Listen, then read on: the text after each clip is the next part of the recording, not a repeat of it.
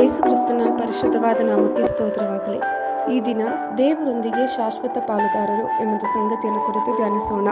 ರೋಮಾಪುರದವರಿಗೆ ಬರೆದ ಪತ್ರಿಕೆ 8ನೇ ಅಧ್ಯಾಯ 38ರಿಂದ 39ನೇ ವಾಕ್ಯ. ಹೇಗೆಂದರೆ ಮರಣವಾಗಲಿ, ಜೀವವಾಗಲಿ, ದೇವದೂತರಾಗಲಿ, ದುರಾತ್ಮಗಳಾಗಲಿ, ಈಗಿನ ಸಂಗತಿಗಳಾಗಲಿ, ಮುಂದಿನ ಸಂಗತಿಗಳಾಗಲಿ, ಮಹತ್ವಗಳಾಗಲಿ, ಮೇಲಿನ ಲೋಕವಾಗಲಿ, ಕೆಳಗಿನ ಲೋಕವಾಗಲಿ, ಬೇರೆ ಯಾವ ಸೃಷ್ಟಿಯಾಗಲಿ ನಮ್ಮನ್ನು ನಮ್ಮ ಕರ್ತನಾದ ಯೇಸು ಕ್ರಿಸ್ತನಲ್ಲಿ ತೋರಿ ಬಂದ ದೇವರ ಪ್ರೀತಿಯಿಂದ ಅಗಲಿಸಲಾರವೆಂದು ನನಗೆ ನಿಶ್ಚಯ ಉಂಟು.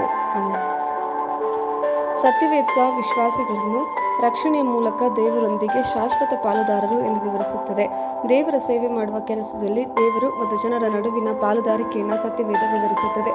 ಸತ್ಯವೇದದ ಪಾಲುದಾರಿಕೆಯು ವೃತ್ತಿಪರ ಸೇವೆಯ ನಿರ್ದಿಷ್ಟ ಅನ್ವಯಕ್ಕಿಂತ ವಿಶಾಲವಾದ ಪರಿಕಲ್ಪನೆಯಾಗಿರುವುದರಿಂದ, ಉದಾಹರಣೆಗೆ ಸೇವೆಯ ಪಾಲುದಾರಿಕೆಗಳು ವಾಕ್ಯದ ವಿಶಾಲವಾದ ಆಧಾರದ ಮೇಲೆ ತನ್ನ ಸ್ವಂತ ವೈಯಕ್ತಿಕ ವ್ಯವಸ್ಥೆಯ ಮೂಲಕ ಒಪ್ಪಿಕೊಳ್ಳುವಂತೆ ತಮಗಾಗಿ ಮಾತಾಡಲು ನಾನು ಪ್ರಯತ್ನಿಸುತ್ತೇನೆ ಮತ್ತು ನಂತರ ಈ ಅವಲೋಕನಗಳಿಂದ ಕೆಲವು ದೇವತಾಶಾಸ್ತ್ರೀಯ ಮತ್ತು ಧರ್ಮಶಾಸ್ತ್ರೀಯ ಪರಿಣಾಮಗಳನ್ನು ಸೆಳೆಯಲು ಪ್ರಯತ್ನಿಸುತ್ತೇನೆ.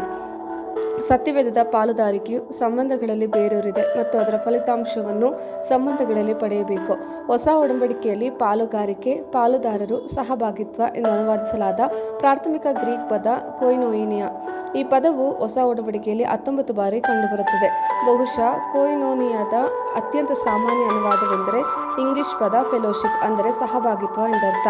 ಆದರೆ ಕೊಯ್ನೋನಿಯಾ ಮತ್ತು ಅದರ ಕೆಲವು ಬದಲಿಗಳನ್ನು ಸಹ ಸಾಮಾನ್ಯವಾಗಿ ಸಮಾಲೋಚಿಸಿದ ಆವೃತ್ತಿಗಳಲ್ಲಿ ಪಾಲುಗಾರಿಕೆ, ಪಾಲುದಾರರು, ಸಹಭಾಗಿತ್ವ ಎಂದು ಅನುವಾದಿಸಲಾಗುತ್ತದೆ. ಇದನ್ನು ಭಾಗವಹಿಸುವಿಕೆ, ಹಂಚಿಕೆ ಮತ್ತು ಸಹವಾಸದಂತಹ ಇತರ ಇಂಗ್ಲಿಷ್ ಪದಗಳಿಗೂ ಅನುವಾದಿಸಬಹುದು. ಕಿಟೆಲ್ ಎಂಬವರು ಕೊಯ್ನೋನಿಯಾದ ಅರ್ಥವನ್ನು 2 ಮುಖ್ಯಾಂಶಗಳಿಗೆ ಇಳಿಸುತ್ತಾರೆ. ಮೊದಲನೆಯದಾಗಿ, ಕೊಯ್ನೋನಿಯಾ ಎಂದರೆ ಯಾರೊಂದಿಗಾದರೂ ಹಂಚಿಕೊಳ್ಳುವುದು ಎಂದರ್ಥ. ಈ ಮೊದಲ ಕಲ್ಪನೆಯು ಭಾಗವಹಿಸುವಿಕೆಯ ಬಗ್ಗೆ ಹೇಳುತ್ತದೆ. ದೇವರು ನಮ್ಮನ್ನು ಕ್ರಿಸ್ತನೊಂದಿಗೆ ಪಾಲುದಾರರು ಎಂದು ಕರೆಯುತ್ತಾನೆ. 1 ಕೊರಿಂಥ 1:9. ದೇವರೊಂದಿಗಿನ ಈ ಪಾಲುದಾರಿಕೆಯು ದೇವರ ಕುಟುಂಬದಲ್ಲಿ ಸಹೋದರ ಸಹೋದರಿಯರಾಗಿ ಅರ್ಥಪೂರ್ಣ ಪಾಲುದಾರಿಕೆಗಳಿಗೆ ನಮ್ಮನ್ನು ಕರೆದೊಯ್ಯುವ ಉದ್ದೇಶವನ್ನು ಹೊಂದಿದೆ. 1 ಯೋಹಾನ 1:3. ಇದಲ್ಲದೆ ಪಾಲುದಾರಿಕೆಯ ಭಾಗವಹಿಸುವಿಕೆಯು ಸ್ವಭಾವವು ಸಂಬಂಧಾತ್ಮಕ ಅನ್ಯೋನ್ಯತೆಗೆ ಮತ್ತು ಸುವಾರ್ತೆಯ ಫಲಪ್ರದ ಮುನ್ನಡೆಗೆ ಕಾರಣವಾಗುತ್ತದೆ. ಫಿಲಿಪ್ಪಿ 1:5. ಕಿಟೆಲ್ ಪರಸ್ಪರ ಸಂಬಂಧದ ಬಗ್ಗೆ ಮಾತನಾಡುತ್ತಾನೆ. ಅಂದರೆ ಕೊಯ್ನೋನಿಯಾ ಯಾರಿಗಾದರೂ ಏನಾದರೂ ಪಾಲು ನೀಡುವುದು. ಸುವಾರ್ತೆಯ ಕೆಲಸದಲ್ಲಿ ಉಳುವವನು ಬೆಳೆಯಲ್ಲಿ ತನಗೆ ಪಾಲು ದೊರಕುತ್ತದೆಂದು ಉಳುವುದು, ಒಕ್ಕುವವನು ತನಗೆ ಪಾಲು ದೊರಕುತ್ತದೆಂದು ಒಕ್ಕುವುದು ನ್ಯಾಯ. 1 ಕೊರಿಂಥ 9:10.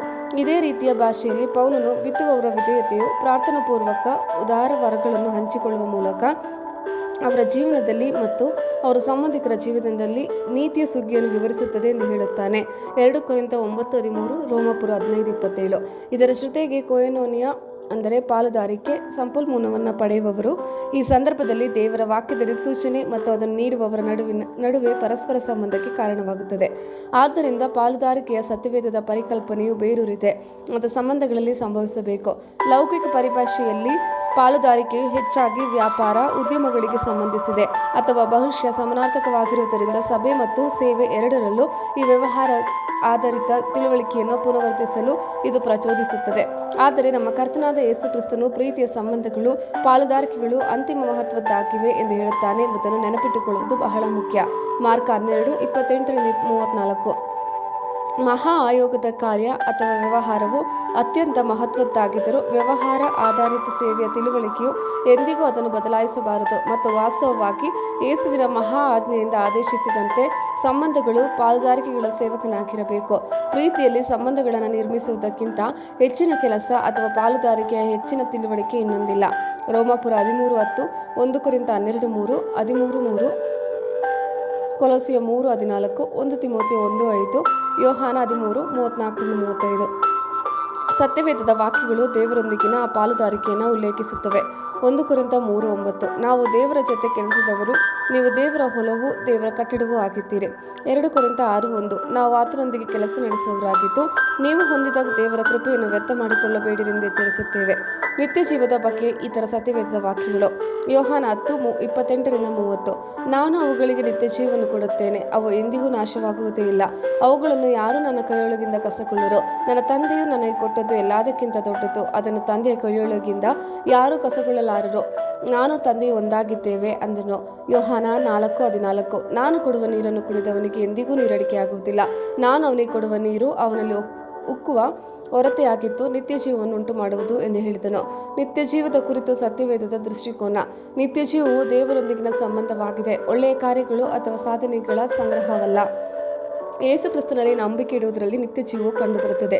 ನಿತ್ಯ ಜೀವವು ದೇವರು ಮತ್ತು ಕ್ರಿಸ್ತನೊಂದಿಗಿನ ಪಾಲುದಾರಿಕೆ. ನಿತ್ಯ ಜೀವವು ದೇವರೊಂದಿಗಿನ ಪಾಲುದಾರಿಕೆಯಾಗಿದ್ದು ಅದು ಕ್ರಿಸ್ತನ ರಾಯಭಾರಿಯಾಗಿ ಕೆಲಸ ಮಾಡಲು ಕಾರಣವಾಗುತ್ತದೆ. ಹಲ್ಲೆಲೂಯಾ. ದೇವರೊಂದಿಗೆ ಶಾಶ್ವತ ಪಾಲುದಾರರು ಎಂಬುದು ಆತ್ಮಿಕ ಸನ್ನಿವೇಶದೊಳಗೆ ವಿಶ್ವಾಸಿಗಳು ದೇವರೊಂದಿಗೆ ಶಾಶ್ವತ ಮತ್ತು ಅಂತ್ಯವಿಲ್ಲದ ಸಂಬಂಧವನ್ನು ಹೊಂದಬಹುದು ಎಂಬ ಪರಿಕಲ್ಪನೆಯನ್ನು ಸೂಚಿಸುತ್ತದೆ. ಅಲ್ಲಿ ಅವರು ದೈವಿಕತೆಯೊಂದಿಗೆ ಆತ್ಮಿಕ ಪಾಲುದಾರಿಕೆಯಲ್ಲಿದ್ದಾರೆಂದು ಪರಿಗಣಿಸಲಾಗುತ್ತದೆ. ಅವರ ಐಹಿಕ ಜೀವನವನ್ನು ಮೀರಿ ಶಾಶ್ವತತೆಗೆ ಮುಂದುವರಿಯುತ್ತಾರೆ. ಮೂಲಭೂತವಾಗಿ ಸಮಯದ ಮಿತಿಗಳನ್ನು ಮೀರಿದ ದೇವರಿಗೆ ಜೀವಮಾನದ ಬದ್ಧತೆ. ದೇವರೊಂದಿಗಿನ ಪಾಲುದಾರಿಕೆಯ ಬಗ್ಗೆ ಪ್ರಮುಖ ಅಂಶಗಳು. ದೈವಿಕ ಸಂಪರ್ಕ.